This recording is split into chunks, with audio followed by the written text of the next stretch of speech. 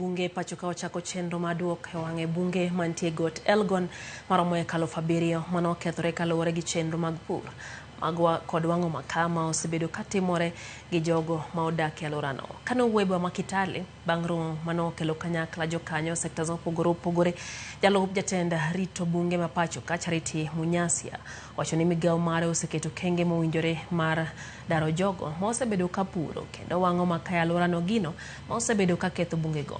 Gigeto duoko kare kuonde mapi bende yae kaka yor kelo ber elokruok chal kor lwasi.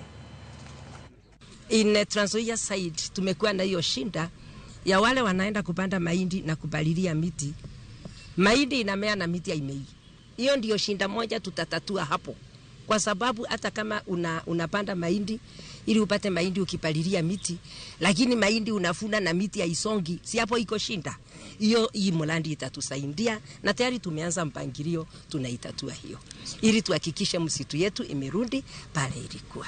Tutaweka juhudi tena ambazo zinatozana kuhakikisha kwamba tumewasumamisha wale wote ambao wanachoma makaa na wale wafamizi pamoja na wale wanapasua mbao. So mimi ni kusema ya kwamba hatutaiachia KFS peke yake. Tutafanya through the whole of society approach. Tuhakikishe ya kwamba tumerudisha misitu yetu kwa ile hali ya zamani.